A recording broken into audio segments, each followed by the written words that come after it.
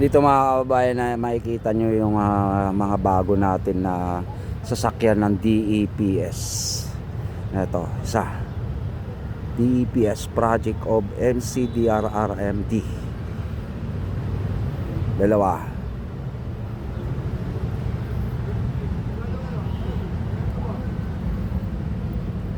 Tatlo. Apat, lima. Ayun, nasa likod. Anim, pito,